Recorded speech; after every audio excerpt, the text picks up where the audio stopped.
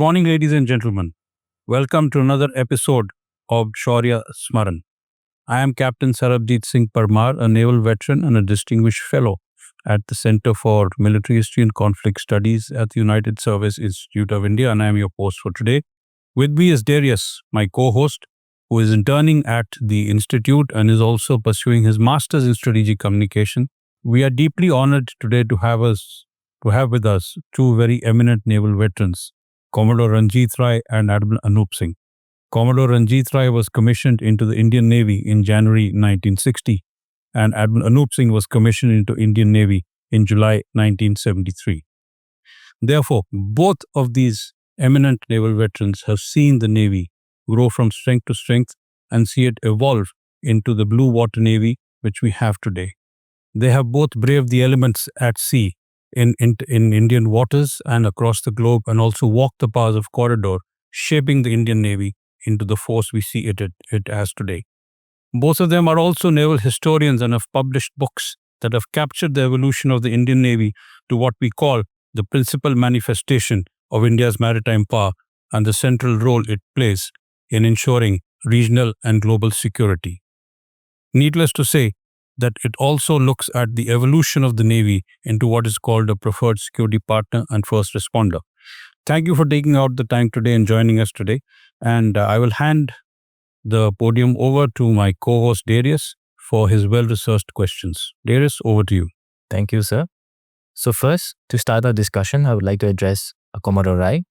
So Commodore Rai, for the benefit of our viewers, many of whom think of the 1965 war in terms of tanks, trenches, and air dogfights, would you put where the Indian Navy was, both in terms of capability and in public imagination? Well, to take you back to 1965, the Indian Navy was a mid-sized, very capable Navy. It had the INS Mysore 6-inch guns. It had the 3 new Brahmaputra-class frigates, the 2 Talwar-class frigates, 3 Khukri-class frigates, and the old Rana Ranjit Rajput. And it also had Vikrant, but unfortunately in 1965, the Vikrant was a refit, but its aircraft, the powerful Elise and Seahawks, were ready to operate, and they did operate from Jamnagar.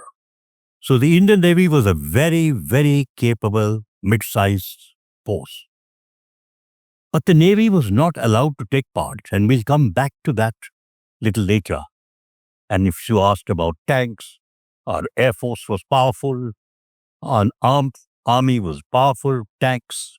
But Pakistan, you must understand, knew that India lost the 62 war. So our economy was not very good. Pandit Nehru died in 1964. Prime Minister Shastri had taken over, a diminutive but a very clever man. But to get the whole cabinet with him was not easy. So that is what the state was. And President Ayub Khan at Pakistan always had an eye on Kashmir and also had an eye on the run of Kutch, which is the strategic depth of India. And Pakistan, when it was formed, the British left 2 doubts.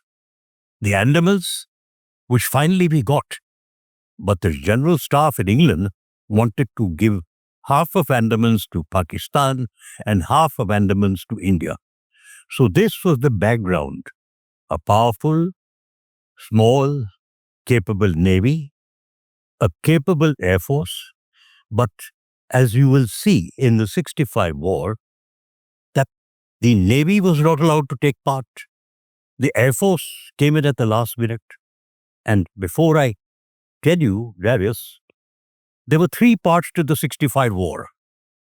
The first part started in early 1965, when the CRPF tried to fight for Sardar Post. The army came in, Harold Wilson had a ceasefire, and that sort of ended in July. But August, Operation Gibraltar, followed by Operation Grand Slam, when actually General Malik from Pakistan came in civilian roles from both sides and almost took over Aknur. So with this background, the Navy was powerful, but as we will see, that why it did not take part. The Additional Secretary, Mr. Sareen, was told by the intelligence that Pakistan has a submarine, PLS Ghazis. Indian Navy had no submarines. Now the cabinet was so worried. Therefore, the cabinet told Additional Secretary, Mr. Sareen, to write to the Chief of Naval Staff, then Vice Admiral Soman, later Admiral, that the Navy is not to go below Porbandar. But we were still a fairly powerful force. So, sir, a follow-up question. So, when the Indian Navy was told to stay out, essentially, in 65, how did that land to the officers and sailors? Was it just disappointment or something deeper was happening inside, sir? Well, very good question. I was a young officer. We are all in Bombay. And whole of Bombay was asking, well, we'll come to that when the war actually started in September. So what is the Navy doing in Bombay? We were called the Cinderella service. And of course, there was disappointment. But as the loyal armed forces of India, we are a democracy which is controlled by the government. And when the Navy got the order that you're not to cross the latitude of Porbandar, our ships were outside. Mysore was outside. The B class, the Kukri, Kepar, Kutar, all the ships that were operational, which had gone actually in early 1965 for a cruise to the west. They had come back from the cruise when actually the first part of 65 war was going on in Kutch, which is the CRPF Sardar post was taken over by the Pakistanis. At that time, Navy was not told. Then the Navy fleet went to the western coast of Madras, where a Royal Navy submarine came. So they were busy practicing. During the monsoon, ships used to go to the west to avoid the Bombay monsoon. So they were there and they had come back. So there was disappointment, but like loyal officers, the ships were at sea, disappointed that they were not allowed to get into the fray, which actually started in September, because 28th of July, it started August, Haji Pir was taken over. When we took over Haji Pir, which later we gave back in Tashkent, the Pakistan army had moved to Aknur. So the army had worries, Aknur gone, Kashmir worry, and Kutch going on. At is that the time when the war actually begun, when the government asked General Chaudhry, Chief of the Army Staff, that please go and take over Kashmir. But he said, I'm so busy now that the Pakistan Navy, after operational Grand Slam, had come into Gibraltar, Grand Slam, had come into Kashmir. He said, I'll be too busy. And that is when the Ministry of Defense and the Defense Minister asked the Air Chief, Air Chief Marshal Arjan Singh, please bring in the Air Force. It is remarkable. In hours, the Air Force went up. Unfortunately, 3 vampires went down, but Pakistan got the message that India is coming now. Ultimately, we lost 3,400 men. But the tank battles, the air battles are recorded. Unfortunately, the Indian Navy could not come to record a battle. But we were there in rearguard action, disappointment, yes, but we were there. So, sir, you mentioned that Pakistan submarine Ghazi was around the coastline. So, essentially, they were using the strategy of what we call as sea denial, sir, right? So, there was time when Dwarka was sailed by Pakistan and India didn't retaliate. Was that India being strategic, or we were missing out on an opportunity?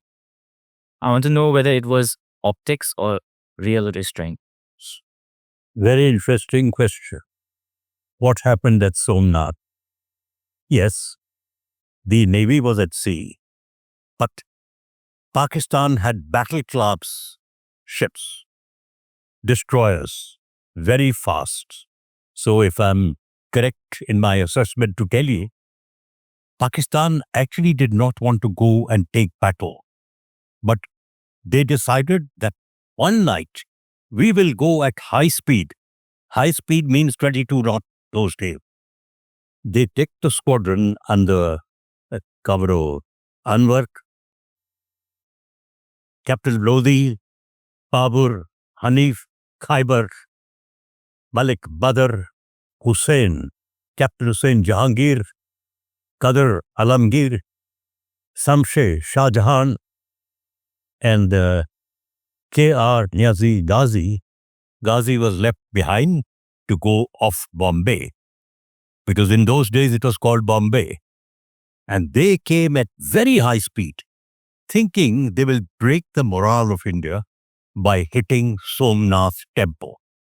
So they came at midnight and they fired their 4.5-inch shells left, right, and center, because they came at high speed and ran at high speed. So the Indian Navy could not catch them. You know, you need time. We did not have a maritime squadron. We'll come to that later. If we had known, I'm sure in that area there would have been a battle, but they came secretly and secretly went back. So I know the country was told that Pakistan has attacked Somnath. But you know, all the shells burned in the sand, and they say only one cow was killed. So it didn't mean a lot, but it meant a lot in Pakistan, boasting that they came and attacked Somnath temple. And of course, media would have reported much lies. There was no damage at all in India. Now I would like to address Vice Admiral Anup Singh. So Admiral, if the Indian Navy had been given a free hand in 65, what would have been the trajectory of war been like? Or even our maritime posture today in Nexus? Well, Darius, a free hand is what a Navy, an Army, and an Air Force always deserve and desire, particularly in a peninsular nation like ours. We are fortunate to have the second largest peninsula in this world. We are fortunate to have an unobstructed EZ of almost 2 million square kilometers.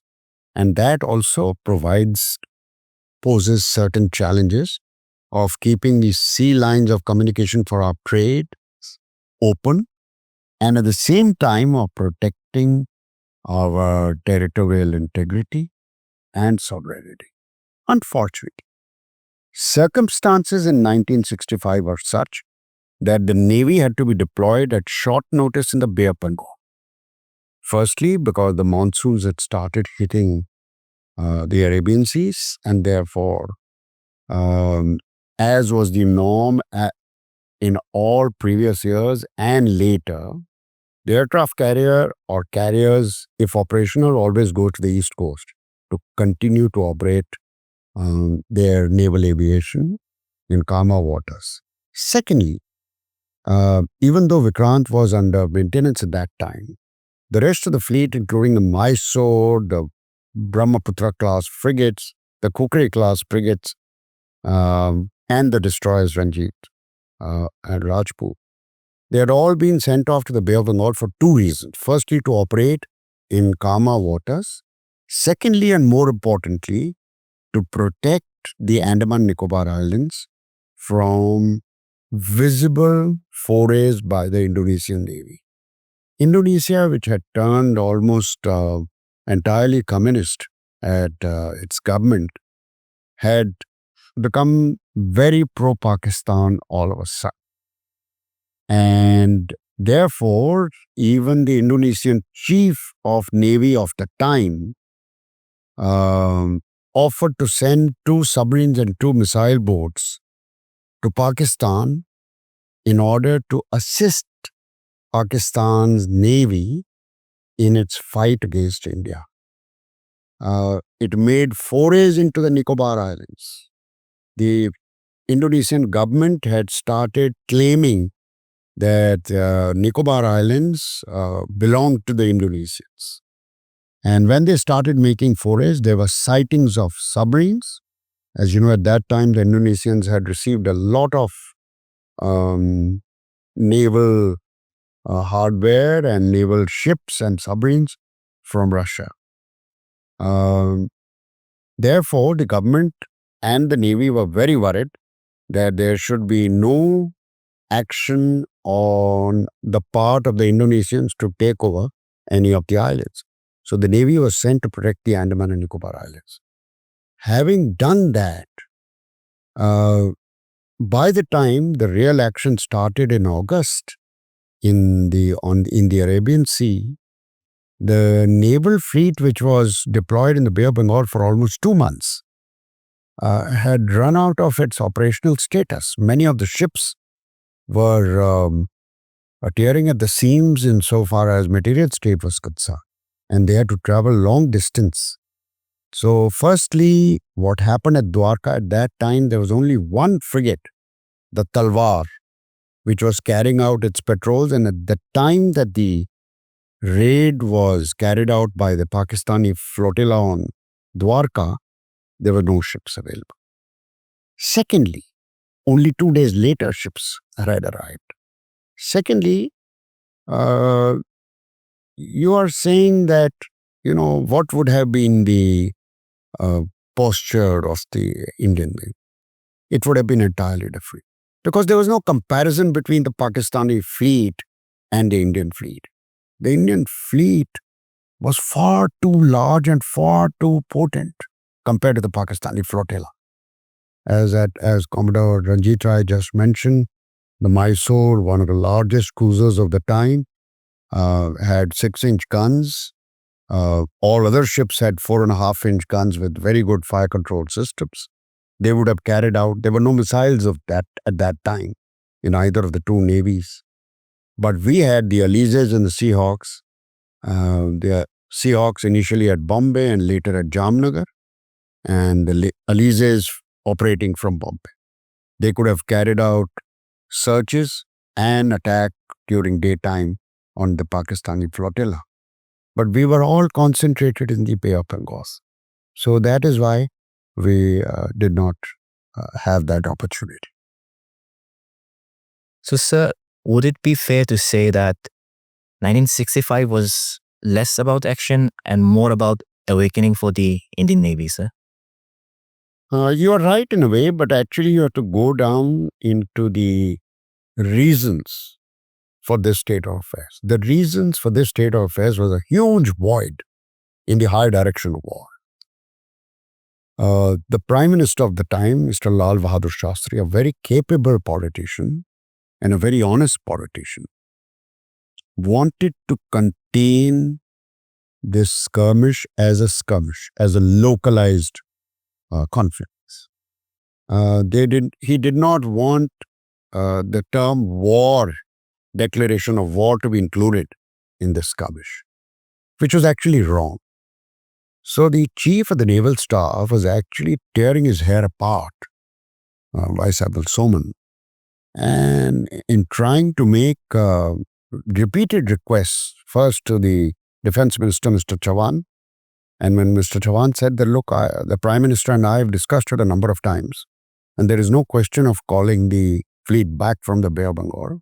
This was in the month of April and May, and that it is more important to protect the ANN Islands against Indonesia. In any case, it is left at the moment only to the army.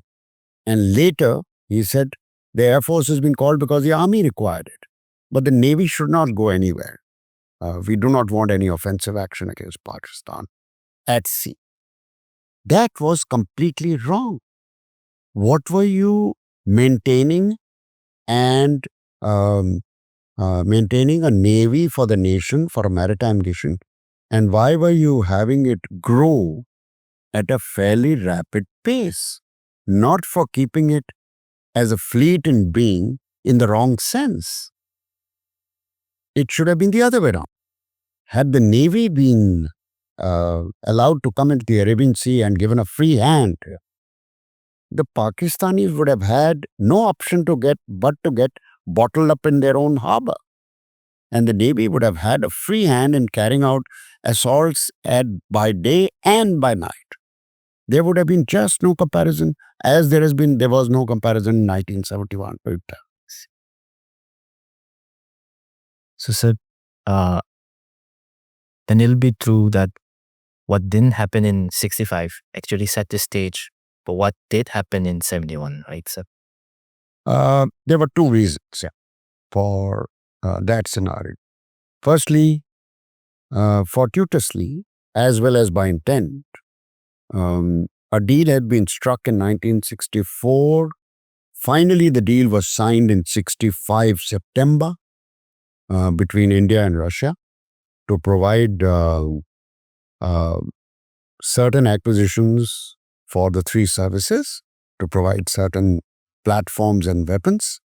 For the Navy, we were very fortunate that some of the things that we had been requesting the United Kingdom, the traditional supplier of naval hardware till then, and the UK had agreed to provide an Oberon-class submarine in the early 60s, for which they had trained some of our people also, suddenly reneged on their promise and said, our economy as well as our own requirements do not permit making an Oberon-class submarine for you.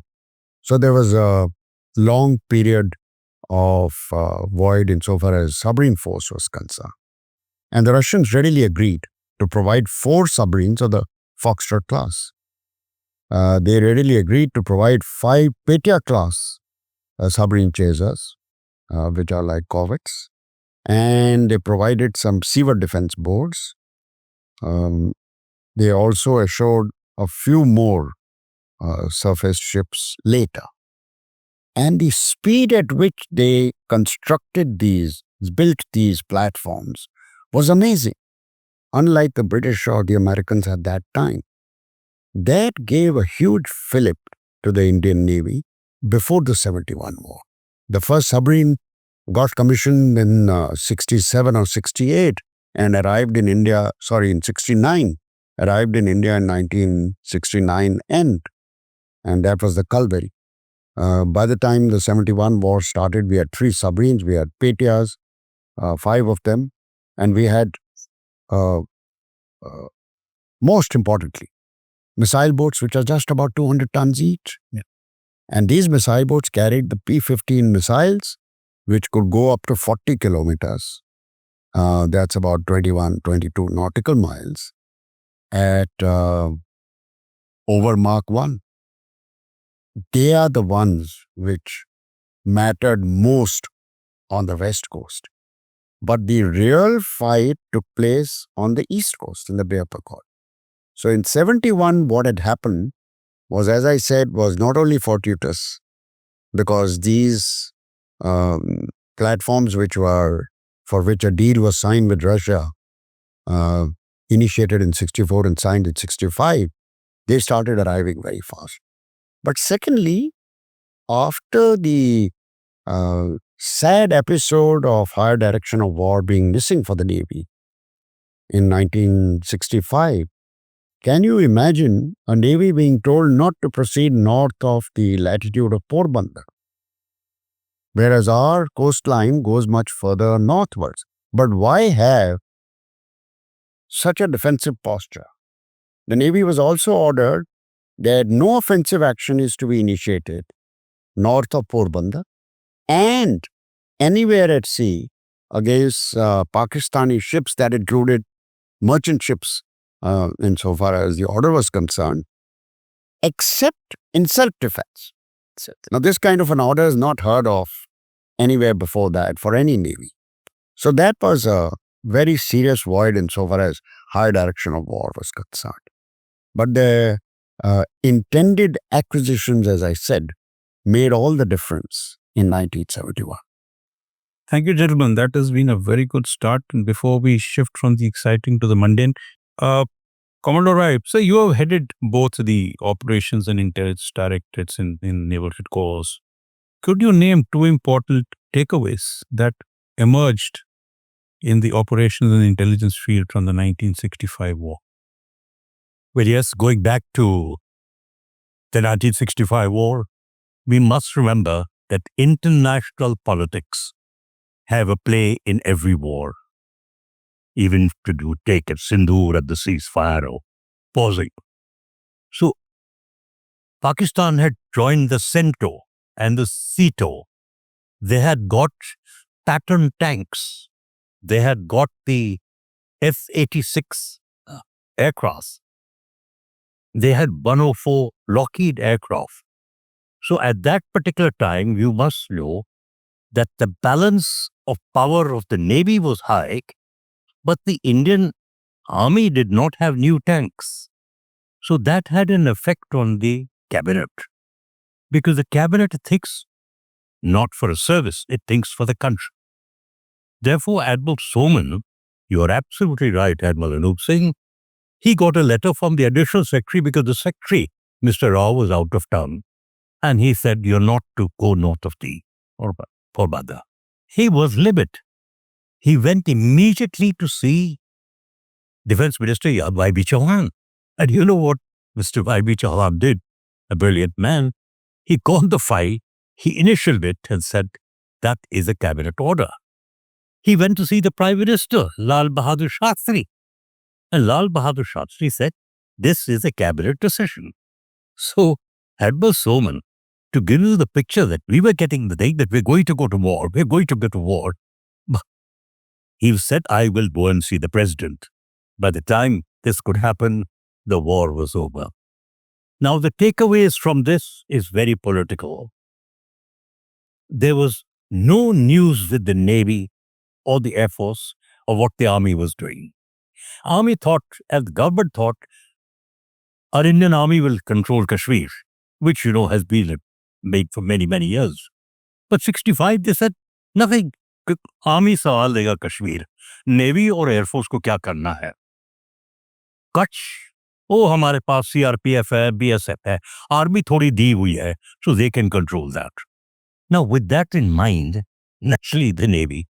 So the first takeaway was that you had to have a CDS at that time, which 1971 General Malik Shaw did. By his word, we have a CDS now. The second takeaway is the services were not involved with what discussions were going on in the cabinet. That Sardar post has been taken over. The Air Force was not being told, and it is a great thing that recorded in history that the Navy Air Force went into action. The second thing is tri-service knowledge. As a DNO, I was in Pavan, I was in Iraq War. You had to struggle to get the information out of the government. You had to run to MEA. You had to move. But now I think it is streamlined. So the three big lessons we should have learned, some of it was learned, that inter-service cooperation, and the government must inform the three services together. They should not just tell the Army something and tell the Navy something separately. Okay. So therefore, the tri-service synergy which has come now is partly 65 war, 71 war, and lessons which we have learned. So we have a CDS. You saw the three DGNOs briefing the country so very well of what is happening. But in 1964 war, this was missing. Thank you for that, sir. Anup Singh, so given the asymmetry that has existed between the armed forces of India of Pakistan since 1947, especially the navies, and considering the way in which international relations have evolved, realignment of relations, and what we see today under the rules-based international order, and and what you've seen in Op Sindhu's support by various nations, how different is today's scenario from 1965? Let me first talk about the comparison of the order of battle insofar as the two navies are concerned. As I said a little earlier, it's been like apples and oranges insofar as the Pak flotilla and the Indian Navy is concerned, right from the beginning, and particularly after 61 when we got acquired the Vikrant. The situation, as you saw in 1971, as well as in Kargil, when there was no actual action between the two navies, but the Indian Navy kept the Pakistani fleet totally suppressed and bottled up. Because first of all, they have only one port, Karachi, and one in the armpit, as I call it, Qasim. Unlike us, who got almost 200 plus ports, out of which 60 are fully operational, and a large number of bases on both sides. Pakistan's Navy, right from the beginning, right since independence, has been vying for sea denial capability, not just because they're a small country and a small economy, but because the Pakistan Navy was always treated as a stepchild insofar as allocations of budget for capital acquisitions was concerned. And therefore, it is in the mid-60s that the then Pakistan Navy chief prevailed upon the government to give him funds for acquiring the Daphne class submarines. And that is how, till then, they had only the Ghazi hot transferred from the American stable. That is how they managed to keep a submarine fleet and its capability and professionalism in submarine manning given more priority than anything else. That has now been surpassed by a new normal insofar as Pakistan is concerned because of their all-weather friendship with China. And China has first of all given them 4 Type 56 corvettes, which are the best in the Chinese stable, the most successful corvettes, with long sea legs. And thereafter, there are no surface ships apart from the Type 22s which came earlier.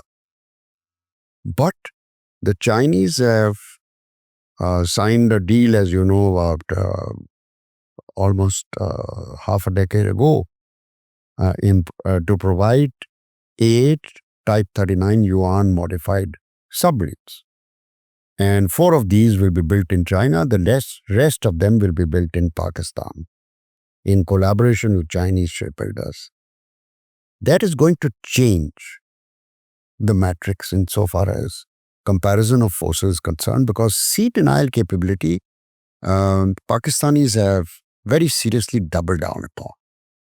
That is going to change the nature of warfare and the nature of deterrence because of a new initiative between China and Pakistan of providing cruise missiles, which they claim will have nuclear-tipped warheads. It will also change the nature of patrolling by Pakistan, because till now they had the Augusta 90Bs, only 3 of them, out of which 1 or 2 would be operational. Now they will have a much larger phase. But insofar as the surface navy and their coastline is concerned, we still hold a much upper hand insofar as navy versus navy battles are concerned. As you know, the Makran coast is about 470 nautical miles insofar as the Pakistani coast is concerned. After that, they have no advantage. But the Makran coast is a great advantage to us insofar as topography and geography on our west coast is concerned. If you come out of Bombay, Mumbai today, you have to travel almost a mile to go to get 1 meter extra depth. And that means that to achieve 40 meters depth, which has always been known as the optimum depth for a small conventional submarine to be able to operate and fire its weapons, it will have to go 40 miles west of Bombay. But south of Bombay, there are better depths available, and that doesn't help them. But in so far as the Makran coast is concerned, 40 meters of depth along the Makran coast is just about 6 to 8 miles away from the coastline. That's a huge advantage to India, for what. And insofar as their surface fleet and their naval aviation is concerned, there is no comparison between a Indian fleet and the Pakistani fleet. So we've had an upper hand, and today we got 2 aircraft carriers. Hopefully in the next couple of years, we will start making a third one, which will mean 2 operational carriers at all times. That is a huge asset, because in 1961, when we acquired the Vikrant, the old Vikrant, it was acquired as a very small aircraft carrier for air defense of the fleet. Today, it is entirely a different ballgame insofar as carriers are concerned. They are meant for power projection. But in an aircraft carrier, even the smaller ones in 1960s, the reach of the carrier is the reach of its aircraft. Unlike in a surface ship where the reach would be maximum its missile range and gun range in the older days, that reach is huge. The other misnomer that people carry about aircraft carriers is that they have to be protected and escorted. Today, they do not have escorts. They have a screen, which of course looks after anti-submarine warfare. Their own helicopters look after anti-submarine warfare. They also have helicopters. The carriers have helicopters which are eyes in the sky for the carrier as well as for the rest of the fleet. So the entire carrier battle group is a very, very potent formation to ensure sea control, which is our forte as compared to Pakistan. I agree, sir. It's said that in a time of crisis, the first question the US president asks is, where is the nearest carrier strike group? That's right. I think that speaks volumes. Let's go to sea blindness. I know it's a very delicate point insofar as maritime strategists are concerned.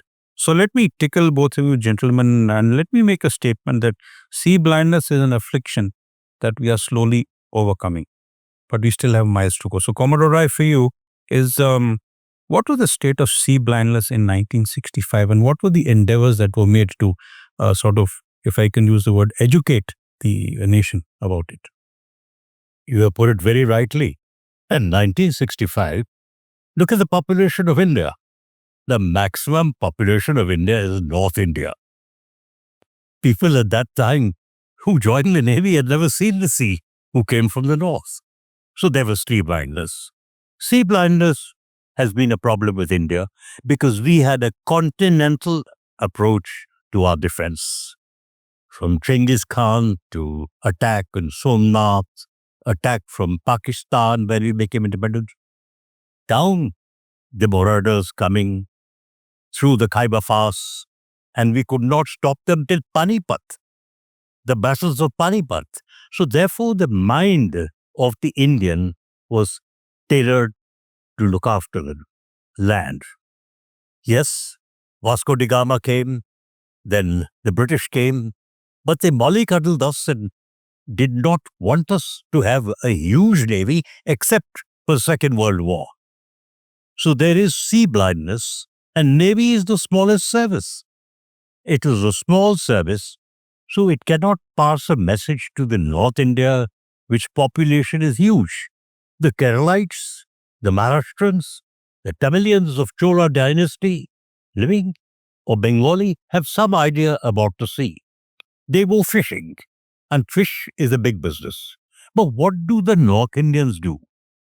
Yes, the army put up Sainik schools, they're gaining. Navy never put up no Sainik schools, where you start getting into the mind that the sea is important for economy, for your defense. It's coming. But since you asked me about 1965, I think some of our sailors who came, they were seeing the sea because we were taking the UPSC type of examination, and you got a good chap who could run, who could walk, but the poor chap has not seen the sea. We trained them. The Navy training is wrong, but the training is the best. And therefore, you asked about 65, yes. Today it has come, but still there is lacuna. There is not a Navy museum in whole of Delhi. Where does a young student go and learn of what happened in 65 or 71? What happens at sea? Museums do that. If you go to Portugal and they see the Goa operation in Portugal and Lisbon. So there is still sea blindness. The Navy is small. It is educating the country. The people are getting more knowledgeable. But since you asked the question about 1965, yes, there was sea blindness. And therefore, the people of Bombay were asking, and Admiral Anup Singh said, you could not cross the Porbandar boundary of latitude. We were waiting to go up if we could get a chance to do something. That one little strike on Dwarka, the newspapers. And after the war, Pakistan announced that we have sunk Brahmaputra. And we believed it. That media, 65. Then we have to parade Brahmaputra and said nothing happened. 65, sea blindness. And I must confess, it's in the DNA, fear of the North. And now China, Galwan 2020 put a bigger fear that the army is definitely the sinews of the country. Thank you, sir. Admiral Anup Singh, Mahan talks of 6 elements of sea power. And we've seen sea power as a term as metamorphosed into what we call maritime power today. And there's a gentleman called Saul Cohen who talks about the maritimity of a nation. You headed operations, you looked at policy plans of the Navy. But let me ask you a more rhetorical question, how far as a Navy and as a nation do you think we have come along the path of maritime awareness? Well, I prefer to look at Saul Cohen so far as maritimity in his tongue was concerned. He's absolutely right when he says that, those nations which neglected their seas, their opening to the sea, what he meant was that those which were blessed with the window through the sea on their coastlines, and we, as I said right in the beginning, are fortunate to have the second largest peninsula in the world, and had yet neglected their potential for gaining maritime power, have obviously missed the opportunity to become a global power. And that's exactly what has happened to us. We have not only neglected the seas at our own peril, unfortunately, it was history that in the 12th and 13th century we lost touch of the sea, and therefore we were colonized. And starting with forays made by the Portuguese first, then the British, then the French, then again the British. And we completely became sea blind because of what happened through the terrain in the north and the west. And therefore continentality actually set in our minds for a large number of centuries, from almost the 12th and 13th till the 20th century. I should say that unfortunately that trend has continued even after independence. Now there is a shake-up. That shake-up was actually witnessed in the late 90s and early 2000s, particularly when our economy started doing a little better than before. There was a fundamental change, but the allocations for the Navy have still not picked up the way they should have. It is not a competitive scenario where one says that I should get as much percentage of the defense allocation as any of the other two services. A, affordability, and B, size of the comparative sizes of the three services. Army obviously deserves a much larger allocation even now. The problem has been that we have had realization, as I said, after the late 90s, and we made some golden maritime agendas. Every 5 or 6 years, these agendas used to be revised. But the action on those agendas, and that means I am not talking of sea power, but I am talking of maritime power, which means it is not just the potential of a navy, but of also shipbuilding ability. Can you imagine till just couple of years ago, and that's about half a decade ago, we had only 27 shipyards in this country, out of which 5 were public sector undertakings.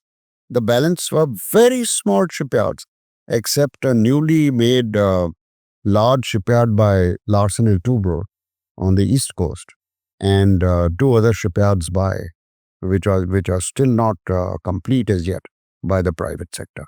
Others are all ports.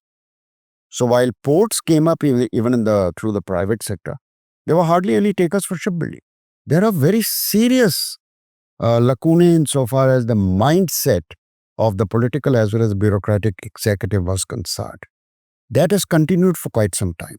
That is because of lack of awareness. And I think the Navy has a lot to do through its think tanks, and the rest of the think tanks which have not been focusing on the maritime agenda, to make the political and the bureaucratic executive aware and the rest of the nation educated. We are missing out on the golden goose. Can you imagine the GDP of the country would grow by almost 1% every year if we were to harness all the economic potential which has been thought of being latent at the moment and not active. It is absolutely active. Imagine if we were to have lesser taxation regimes for shipbuilding, which were till a couple of years ago as high as 37%. So many shipyards, even the smaller ones, used to import material, including steel, from abroad because import duty for that steel for a strategic industry like shipbuilding was reduced to almost negligible. But Indian steel was taxed. Now this was a very serious lacuna, but nobody woke up to make the political executive and the bureaucracy aware of this lacuna. These are the things which have now, in the recent past, got a complete transformation. There is now a push to make a large number of shipyards so that we can do what China has done. China today claims something like 60+% of the global order book for shipbuilding. They have come up in the last 20 years like no other nation in history, not even Japan. So that's where I think it is not just the maritime force insofar as our maritime agenda is concerned, but also the economic potential that we have been missing on. That's when sea blindness will disappear.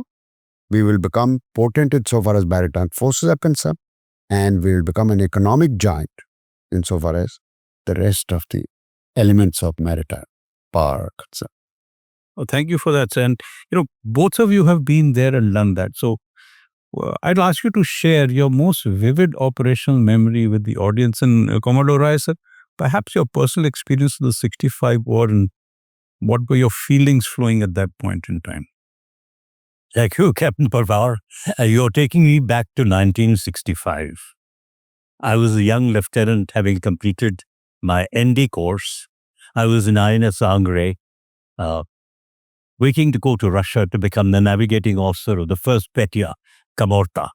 We were learning Russian. But suddenly I was put into the MOR, Maritime Operations Room, duty watch, to watch what is going on. When I arrived there, we found, Anup Singh and you had explained, the Indian Air Force had gone into action. So they were scouring the seas with the liberators. Maritime reconnaissance was with the Air Force. So they were reporting that a warship is coming. Now, as we all knew and Admiral Singh explained, we were allowed to go into action north of Porbandar if we could find an enemy ship. So Indian Air Force was reporting to the Indian Navy and the country and to the cabinet, there is the warship in this latitude and longitude. So immediately our ships were being rushed there to find they were merchant ships. Because the Indian Air Force pilots, when they turned, they could not from a distance find what is a merchant ship and what is a navy ship. And if they went close, there'd be gunfire. So they did not go close. So suddenly I was told, Lieutenant Rai and another officer, please go to Lohegao, Pune, and you will fly in the aircraft with the Indian Air Force. And when you see a ship, tell them it's a warship or a merchant ship. We arrived there. And of course, my first sortie early in the morning, medical, I was put into a liberator. My God. And the pilots put me at the back with a gunner. So the plane is flying. I don't know what's happening. Suddenly they will call me into the cockpit and say, what is that ship? And then they will bank. And then I would say, sorry, that's a merchant ship. Okay, you're confirmed. Go back to the gunnery. I did 3 flights and then taught them. What is the silhouette of a warship? What is the silhouette of a merchant ship? And therefore, my job was done. And I came back to Bombay.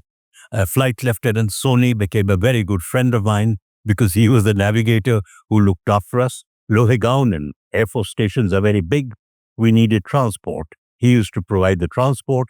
And it was an exciting period for me to say the Liberator aircraft and the dangerous maze in Nepal to look for ships. Of course, we got the Maritime aircraft. So my memory of the 1965 war is the Liberators of the Air Force, which later became the Superconies, with the Indian Navy took over after a rather fight between the Air Force and the Navy. But that is how the war was going on. The Indian Navy was south of the latitude. As we have said, the fleet came back from the east. Andamans was a worry because actually Indonesia President Suharto told Pakistan, why don't you join and we take over the Andamans? Nicobar Island he wanted. He said, I'll take the Nicobar Islands and you take the rest. So Ayub Khan and him. And of course, here there was Yahya Khan, the general. These names are well known in the country. They were fighting the land war. We lost 3,400 soldiers in that period. Souls of the Indian Army. Navy, thanks to what happened, we were unscathed. Nothing happened, but we learned a lot of lessons. And my personal lesson was my 3 flights in a Liberator, sitting with a gunner at the back, rushing to the cockpit. And every time I went to the cockpit, they backed. And we taught them recognition, how to distinguish a warship silhouette from a merchant ship. We had no submarines. We were looking for Ghazi all the time. Ghazi went down in the 71 bore, Commander Niazi. She was new. She came. We had no submarines. So we had no submarine practice except with the Royal Navy. Thank you, sir. Sir, your most vivid operational memory. Well, if you are asking me about 1965, I was in the 9th standard in school. And my most vivid memory of that time, unlike that of Commodore Rai, was so senior to all of us, is of getting up early in the morning in September because of air raid sirens at first light in Delhi. But insofar as any vivid memory of an operation is concerned, when I was commanding the Western Fleet in 2006, I had taken 4 ships to the Mediterranean for overseas deployment while visiting 3 countries and exercising with their navies, starting with Israel, Turkey, and Greece. And while we were transiting back after almost 25 days of this deployment through the Suez Canal, we got a message from Naval Headquarters. We had already been monitoring the BVC and seeing what was happening between Israel and Hezbollah. The assault, which started on the 12th or 13th of July 2006. Midway through the Suez Canal, we were asked to turn back, which could not have been possible. As the head pilot who was on the flagship said that you had first transit on the other side, make a request, which very fortunately, because of our good relations with Egypt, was enabled the next morning at 0400 hours with the northbound convoy, and we were in the lead. We went into back into the Mediterranean and headed straight for Beirut, where we were asked to evacuate non-combatants and particularly Indian citizens And what we found that many other citizens, particularly Nepalese, Sri Lankans, some Lebanese themselves, and three American citizens who happen to be ethnic Indians wanted to board our ships and go to Larnaca in Cyprus, from where Air India had been asked by the government to fly to jumbos back to India with these people. So we were making shuttle services. And why is it so important to recall this operation? That is the first time I saw the most book-like form of maintaining a true blockade by the Israeli Defense Forces. There were just two small ships. One was a very small patrol boat and one was a corvette, not seen at night by us, but seen only on radar, where in one of those ships, a lady officer of the Israeli Navy was on channel 16, and then she asked us to move to another channel on the MMB. And the moment she detected one of the ships, a contact coming into the blockade, which was around Lebanon, she inquired, which ship, where bound, are you a warship? If you enter the blockade without approval, then you could be open to attack. It was very, very strictly enforced. We were really impressed by the way they ensured the blockade, even against Western navals. And the US Navy had the largest presence in that part of the Mediterranean. Even they were kept out of the blockade till they were identified by the Israeli Navy and then allowed to proceed only 5 nautical miles away from Beirut. The US Navy did not venture into it because of their sad experience in the early 80s, as you know, when they lost almost 200 Marines. Thereafter, they have been very, very wary of getting into Beirut. But the Beirut harbor was completely devoid of human beings or any other activity. So we sent in, I happened to be the fleet commander and therefore embarked each ship at a time which went in. And we went in with the flagship first. Our people went into the Gemini's and boarded, embarked the jetty in order to take our ropes, etc. And only thereafter some security forces of the Lebanese came in. At this time, because of our good relations with both countries, Lebanon as well as Israel, the MEA was in touch with us through naval headquarters and used to tell the Israelis not to carry out any attack on Beirut harbor while our ship was inside. You can imagine the good relations ensured that the Indian Navy made shuttle services with these 4 ships, made a queue up.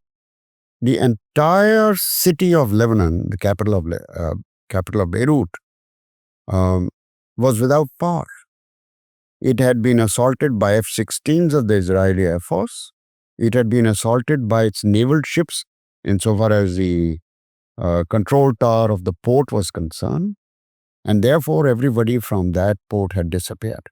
And there was no electricity even in the Indian Embassy.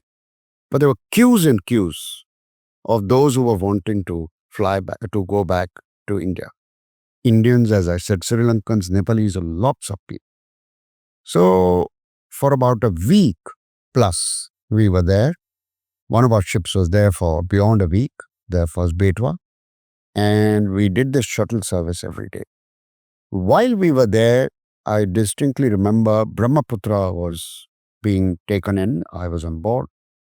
As we entered harbor, there was a huge shuddering of the hull with as if somebody had broken the sound barrier. It was actually an F-16 which had bombarded South Lebanon and just south of Beirut. And the shudder came into the port.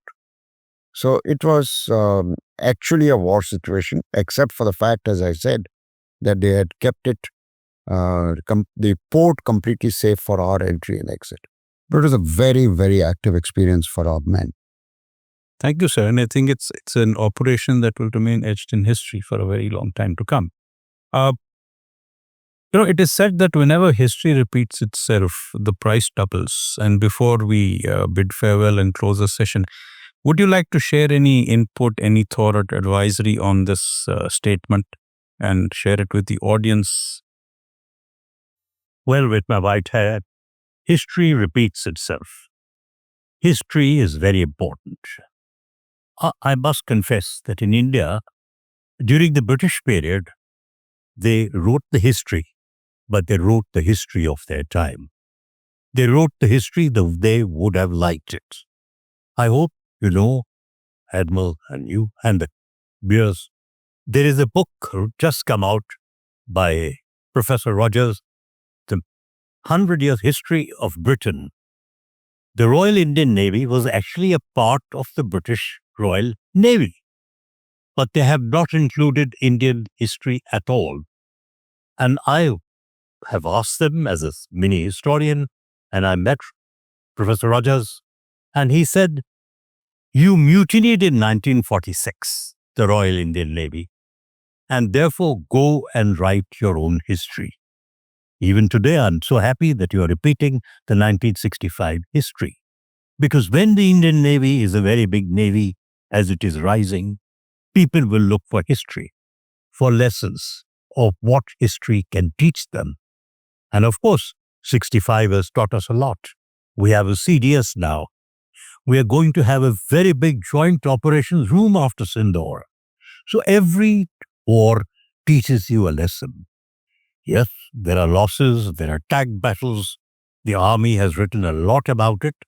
The Navy history cell, unfortunately, the Navy being small, has not been able to convey it to the country.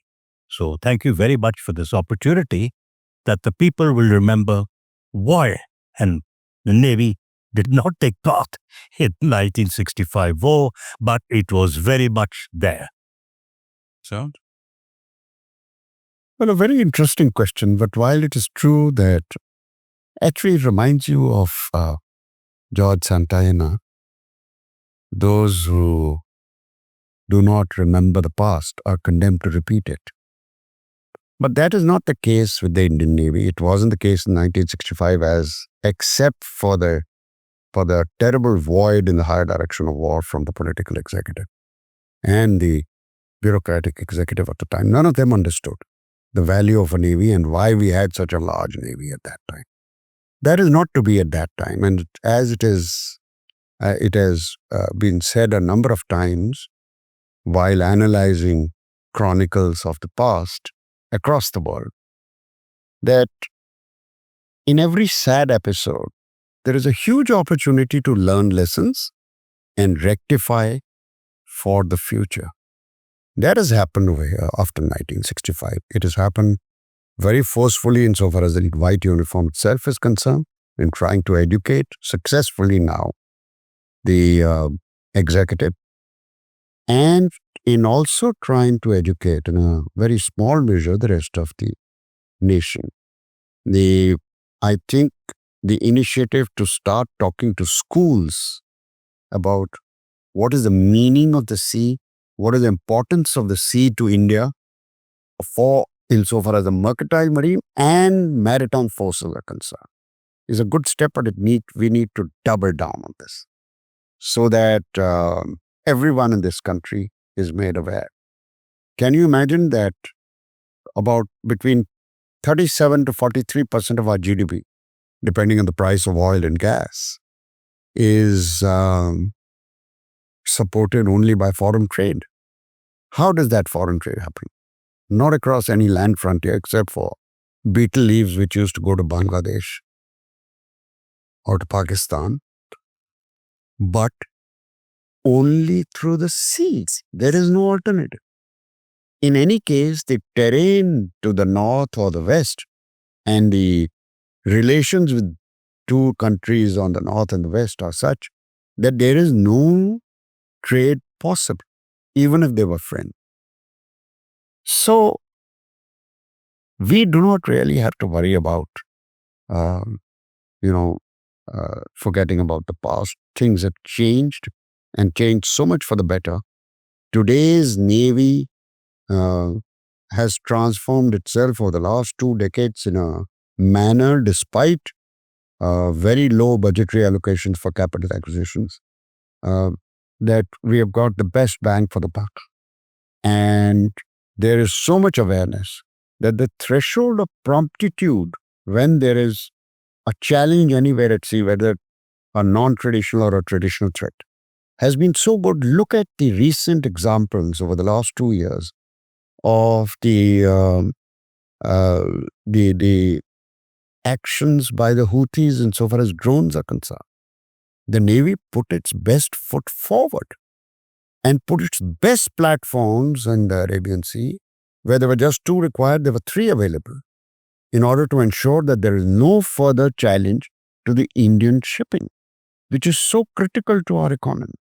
So, if that is the case for non-traditional threats which are never envisaged before, of drones going 800 nautical miles, 1,000 nautical miles away from Yemen, then you can imagine what will be the response threshold when there is a traditional threat.